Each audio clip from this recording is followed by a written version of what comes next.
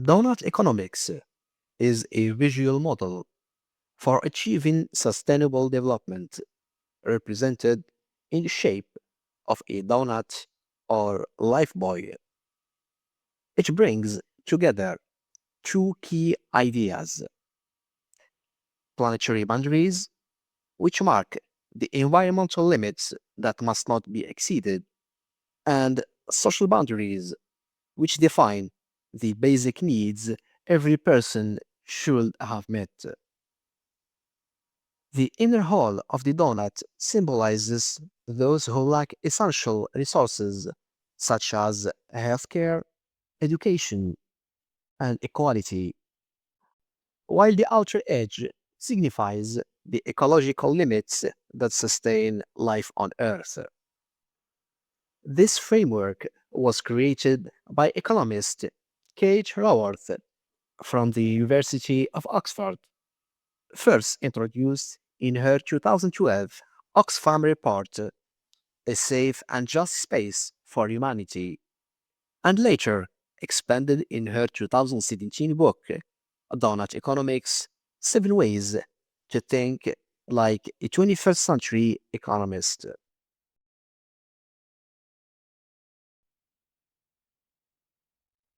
The Doughnut Economics Framework was developed to evaluate an economy's success based on how well it meets human needs while staying within the planet's ecological limits. Its main objective is to redefine economic goals and shift how we think about growth and prosperity, serving as a wake up call to transform the traditional capitalist mindset. In this model, an economy is considered thriving when it fulfills all 12 social foundations, such as health, education, and equality, without exceeding any of the 9 ecological ceilings that sustain Earth's systems. The space between these two boundaries, which are the inner and the outer rings of the donuts, represents a safe and just space for humanity. Keith Raworth observed that the planetary boundaries concept alone does not account for human well being. She proposed integrating social boundaries, including access to food, water, energy, jobs, and healthcare, into the framework to create an environment that supports both ecological sustainability and social justice. The donut shaped zone thus symbolizes the balance between where humanity can thrive in harmony with the planet. The 12 social foundations of the donut economics model are inspired by the Sustainable Development Goals of the United Nations, which are food security, health, education, income and work, peace and justice, political voice, social equity, equality, housing, networks, energy, and water. In order to measure these social foundations or dimensions, we need indicators. And that's why for each foundation or dimension, we have 1 or 2 indicators as shown on the table. For example, for the foundation of food, we have 2 indicators. The first one is the percentage of population undernourished, and another indicator, which is the percentage of population with moderate to severe food insecurity. For the health dimension, we have 2 indicators. The first one is the percentage of population living in countries with under 5 mortality rate exceeding 25 per thousand live births. And the second indicator is the population living in countries without high coverage of essential health services. For the foundation of education, we have two indicators. The first one is the percentage of adult population aged above 15 years who are illiterate. And the second indicator is the percentage of young adult population aged between 21 and 23 years with incomplete upper secondary education. For the foundation of income and work, we have also two indicators. The first one is the percentage of population living below societal poverty line, set at half their country's median household income, or at least $15 a day. And the second indicator is the percentage of population of young people aged between 15 and 24 years, not in employment, education, or training. For the dimension of water and sanitation, we have also two indicators. The first one is the percentage of population lacking access to safely managed drinking water. And the second indicator is the percentage of population lacking access to safely managed sanitation. For the dimension of energy, we have an indicator of the percentage of population lacking access to electricity and another indicator on the percentage of population lacking access to clean fuels and technologies for cooking, heating, and lighting. Next, we have the dimension of connectivity, and we have two indicators. The first one is the percentage of urban population lacking convenient access to public transport. And the second indicator is the percentage of population not accessing the internet. The next dimension is housing, where the indicator is the percentage of urban population living in slums or informal settlements. The next dimension is equality, where we have two indicators. The first one is the percentage of population weighted score on the Gender Inequality Index and racial inequality.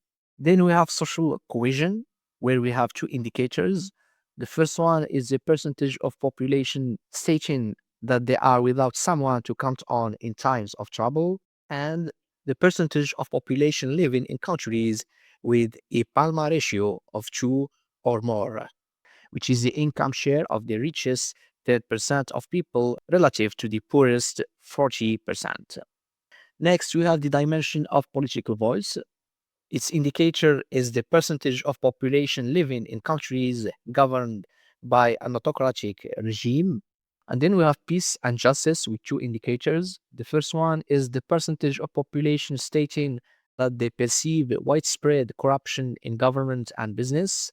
And the second indicator is the percentage of population living in countries with a homicide rate of 5 or more per 100,000. The nine ecological limits stem from the planetary boundaries proposed by Earth system scientists. They include climate change, as human emissions of greenhouse gases like carbon dioxide and methane trap heat in the atmosphere, altering the planet's climate. Ocean acidification. In fact, when the ocean absorbs carbon dioxide released by human activity, it becomes more acidic, making it harder for marine organisms to form shells and skeletons. Chemical pollution. In fact, releasing harmful substances into the environment reduces biodiversity and decreases the reproductive ability of animals, including humans. Nitrogen and phosphorus loading. Research has shown that excess or poorly managed fertilizer use washes into rivers and lakes, causing algal blooms that damage aquatic life. Freshwater overuse, because drawing too much fresh water can deplete its sources, damaging ecosystems and making them unusable. Land use conversion, transforming land for roads, farms, and other developments destroys wildlife habitats, removes natural carbon sinks, and disrupts ecological cycles. Biodiversity loss. Economic activities can reduce the number and variety of species, weakening ecosystems and reducing their ability to support life and provide essential services. Air pollution. The release of fine particles harms living organisms and can also influence rainfall and cloud formation. Ozone layer depletion. Some human produced chemicals damage the ozone layer, which protects the Earth from harmful radiation, leading to issues such as increased skin cancer rates in animals. Here in this table, we have indicators of ecological ceiling or dimensions. In fact, similarly to social foundations, for each foundation or each dimension, we have different indicators. For example, for climate change, we have two indicators. The first one is atmospheric carbon dioxide concentration in parts per million and human-induced radiative forcing at the top of the atmosphere in watt per square meter. Next, we have the dimension of ocean acidification, with the indicator being the average saturation state of aragonite at the ocean surface. Next, we have the dimension of chemical pollution. Its indicator is the production of hazardous chemicals in millions of tons per year. The following dimension is nutrient pollution, which has two indicators. The first one is phosphorus applied to land as fertilizer in millions of tons per year, and nitrogen applied to land as fertilizer in millions of tons per year. The following dimension is air pollution, where its indicator is the asymmetry between Earth's hemispheres of sunlight reaching the surface, owing to differences in atmospheric particle concentration. Next, we have the dimension of freshwater disruption, which has two indicators. The first one is the proportion of land area with human-induced disturbance of blue water flow deviating from Holocene variability. And the second one is the proportion of land area with root zone soil moisture deviating from Holocene variability. The following dimension is land conversion. Its indicator is the area of forested land as a proportion of forest covered land before human alteration. Next, we have the dimension of biodiversity breakdown, which has two indicators. The first one is the rate of species extinctions per millions species years, and human appropriation of net primary productivity in billions of tons of carbon per year. And the final dimension is ozone layer depletion, and its indicator is the concentration of ozone in the stratosphere in Dobson units. At its conceptual core, the Doughnut framework consists of the space between two concentric rings.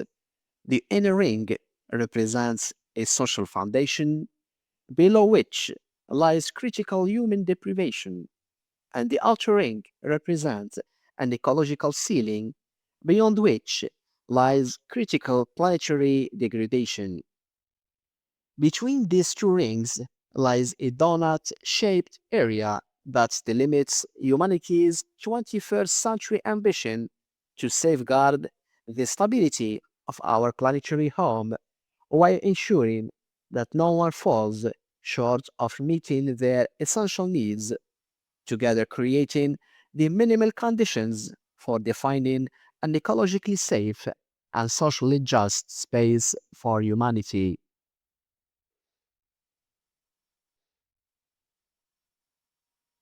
The goal is to have no shortfalls and no overshoots. no social shortfalls, and no ecological overshoots. First created in 2012, this framework was updated in 2017 to reflect evolving understanding and measurement of both critical human depredation and planetary degradation. This initial analysis suggested that humanity was not living within the donut at the global scale. Over the same period, the donut framework has attracted considerable interest as a goal for humanity across many facets of society, such as among educators, community organizers, social enterprises, and governments at subnational, national, and international levels. In the next chapter, we will discuss the current global status of social shortfall and ecological overshoot in the Doughnut framework.